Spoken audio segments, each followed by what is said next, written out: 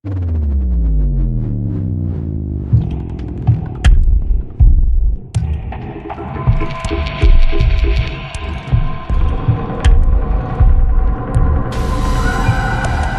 guys, what's going on? Welcome back to Crypto Hall. Apa kabar semuanya? Semoga kalian baik-baik aja. Kembali lagi dengan gua Fai Muhammad. Hari ini hari Selasa tanggal 28 November 2023 jam 11 lewat 58 menit waktu Indonesia Barat. Jam 12 kurang 2 lah ya guys. Oke, hari ini kita akan ada beberapa topik yang akan kita bahas. Yang pasti adalah on-chain data dan juga technical analysis. Tapi sebelum kita ke pembahasan, jangan lupa untuk subscribe channel Crypto Hell agar kita bisa berkembang bersama. Oke. Nah, jadi di CryptoCon itu gue sudah membuat satu thread atau satu postingan yang membahas tentang Bitcoin, Ethereum ETF, Crypto ETF, terus juga pemain besar dari institusi keuangan dan potensi manipulasi pasar.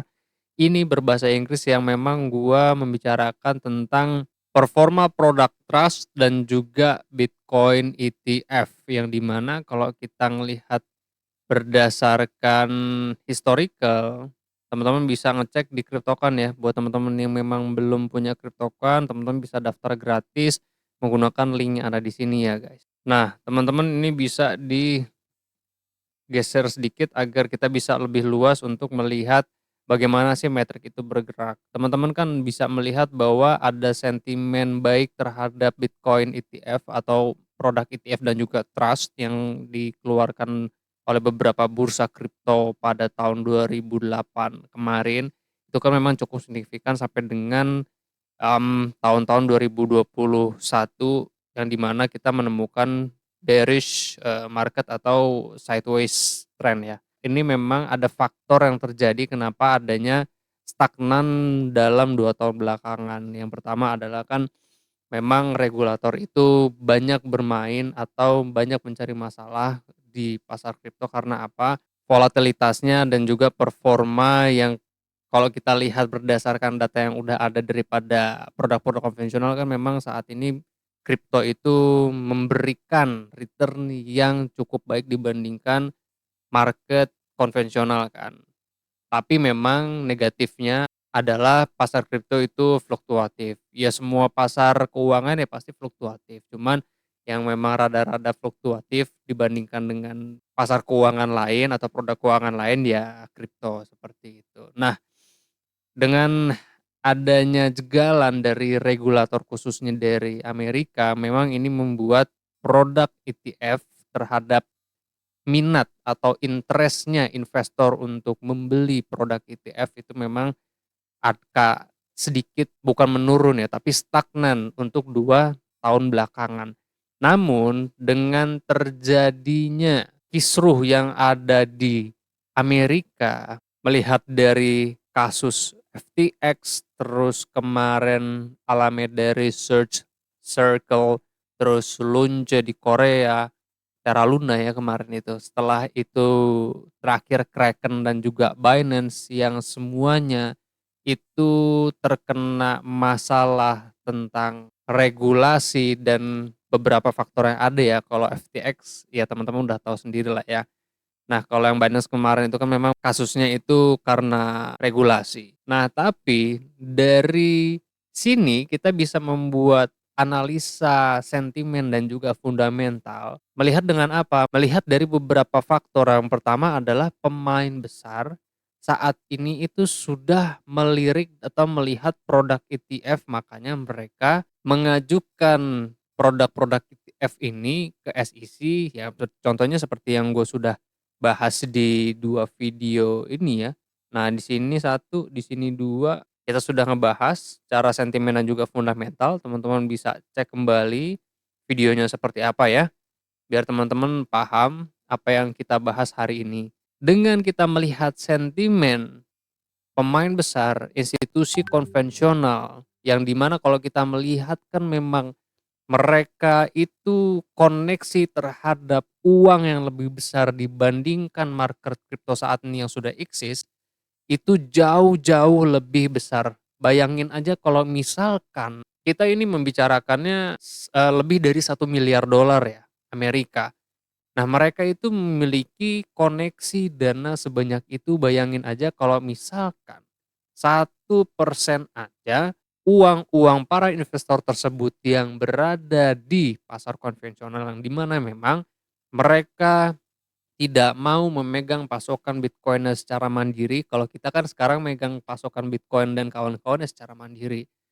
Nah, mereka menggunakan BlackRock, terus mereka menggunakan institusi konvensional lain untuk berinvestasi agar tidak secara langsung memegang pasokan Bitcoin-nya, itu akan membawa volume trading, likuiditas yang gemuk, yang juga signifikan.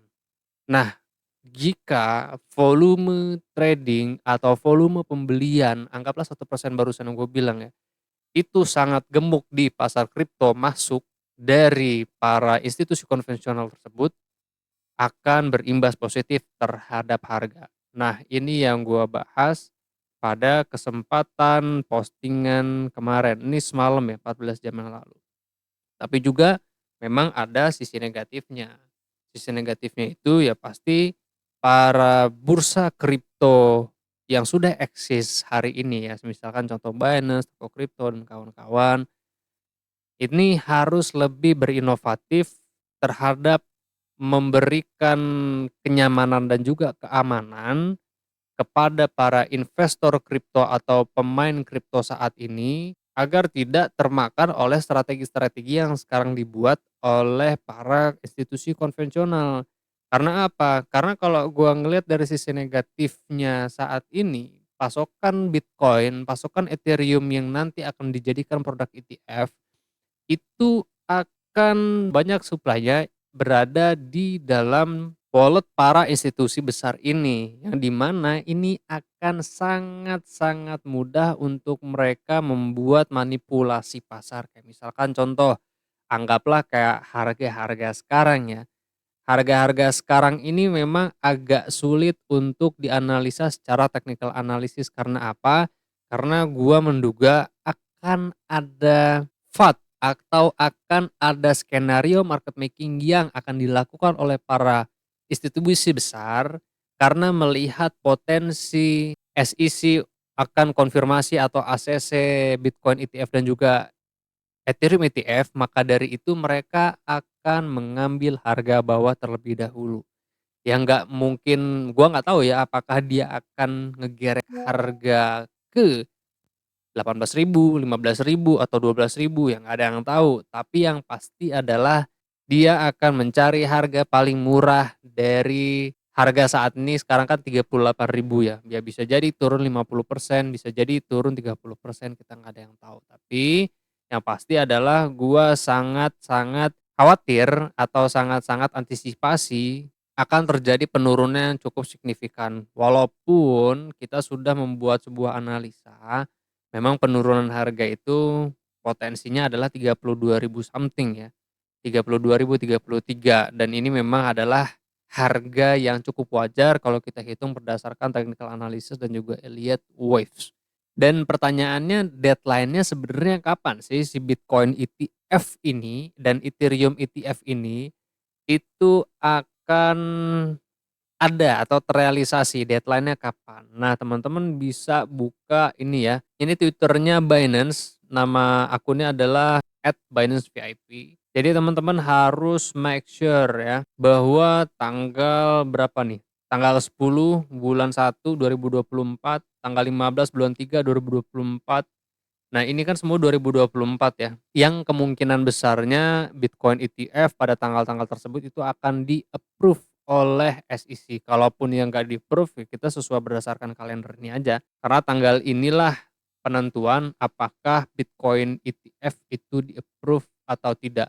Bila mana Bitcoin ETF itu di-approve, maka likuiditasnya sangat gemuk di pasar guys, yang membuat harga itu naik. Cuman supportnya itu di harga berapa yang kita nggak tahu.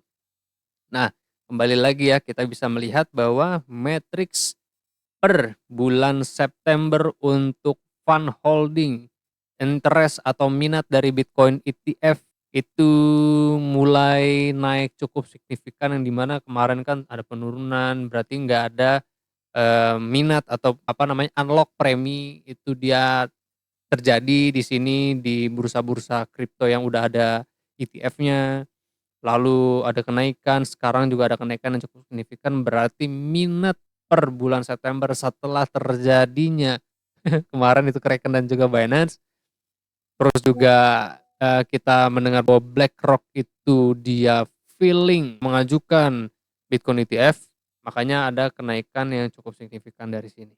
Oke, kemarin itu kan kita menganalisakan bahwa harga Bitcoin itu naik sampai dengan Fibonacci 101839.800 tapi patokannya adalah 1414, 172, 173, ini adalah Fibonacci eksternal yang kita memang perlu perhatikan. Yang menjadi level resisten adalah Fibonacci 113 di harga 38.359.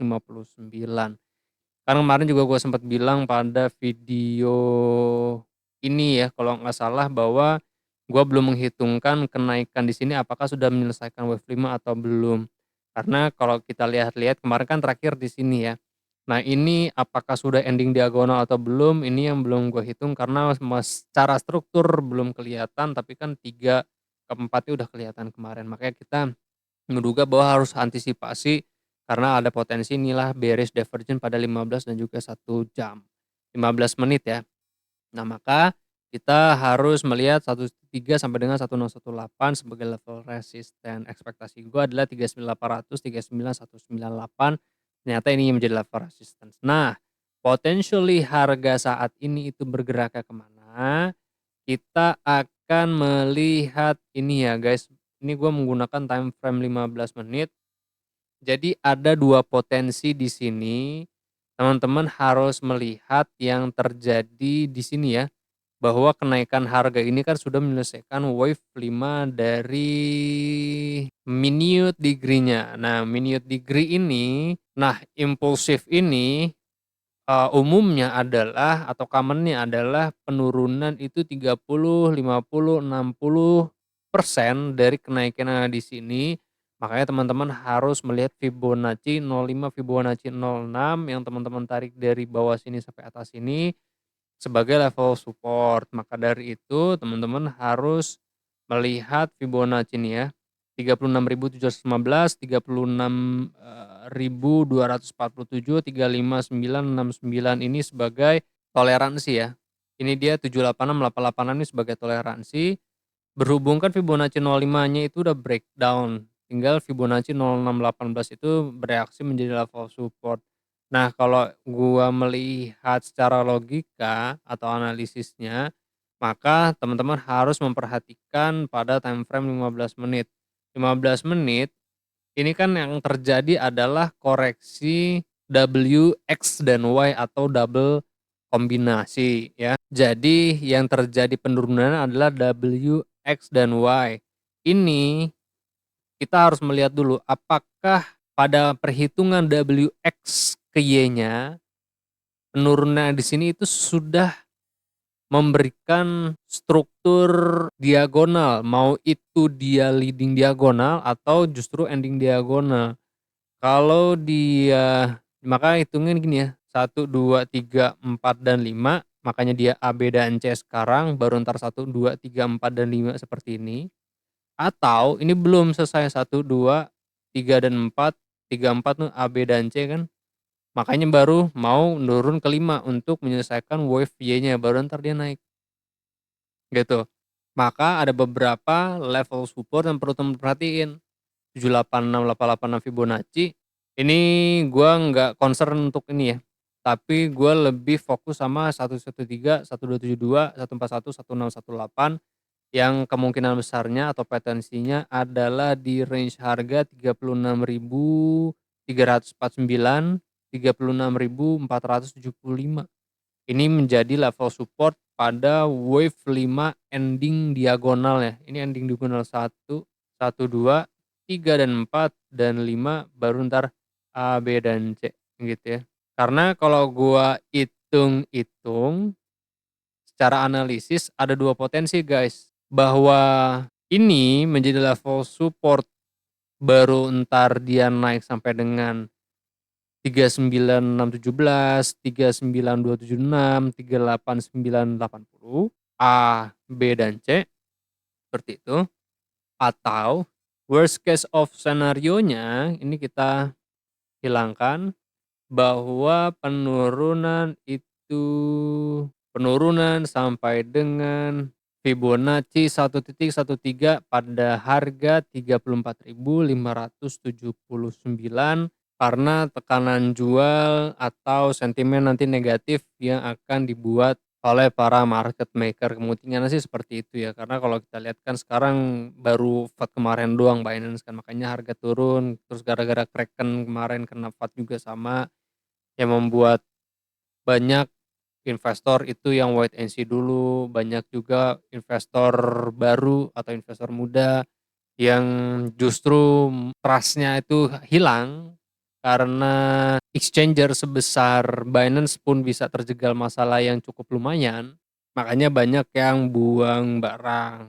Kalau secara perhitungan harmonic pattern-nya penurunan itu 34, 579, 34, 106 ya guys. Jadi teman-teman antisipasinya adalah bahwa penurunan ini, jadi gini, ini kan dia hitungannya adalah W1. Tadi kan W1 itu adalah di sini ya. Double 1, 2, nah baru 3, 4, baru ada penurunan 5. Tadi kan kita ngitungnya adalah penurunan itu sampai dengan 33.000, 32.999 ya. 31.452. Jadi kalau kita hitung berdasarkan penurunan impulsif 1, 2, 3, 4, dan 5 ya posisinya deket lah ya lumayan. Karena 32.900 atau 33.000 something itu kan di range harganya, nah 33 lah di sini. Nah seperti ini dia. Ini menyelesaikan wave 3, wave 4, baru wave 5. Jadi antisipasi ya guys. Harga itu menurunnya sampai dengan harga 33.000 di sini ya. Nah, di harga 32.000 atau 33.000 di sini, gua harap teman-teman wait and see dulu aja melihat sentimen pasar. Kalau memang secara on chain kita nanti ngelihat dari fund flow tuh teman-teman bisa ngelihat dari sini ya, exchange flow. Apakah memang ternyata ada penurunan signifikan dari matrix exchange reserve. Nah, maka kita bisa menduga atau menganalisis bahwa banyak uang USDT itu bergerak ke market kripto atau ke bursa maksud gua. Jadi teman-teman harus dibantu dengan all stable coin matrix di sini untuk melihat apakah ada kenaikan matrix yang terjadi. Kalau ada kenaikan matrix yang terjadi pada exchange reserve, berarti ada USDT atau stablecoin yang banyak masuk ke dalam exchange kayak gitu. Dan itu akan positif banget buat market crypto karena USDT-nya itu bisa diperdagangkan atau dibeliin Bitcoin dan segala macamnya. Ini ya guys, thank you very much buat teman-teman yang sudah menonton sampai dengan selesai. I do really appreciate it. Bila mana memang analisa ini membantu teman-teman dalam mengambil keputusan dan juga teman-teman suka, jangan lupa untuk share ke teman-temannya biar konten ini bermanfaat untuk banyak orang. Ya, jangan lupa untuk subscribe. Gua Fahim Muhammad. Kalian jangan sakit-sakit sehat terus karena satu mahal. I'll see you guys on next video. Peace out.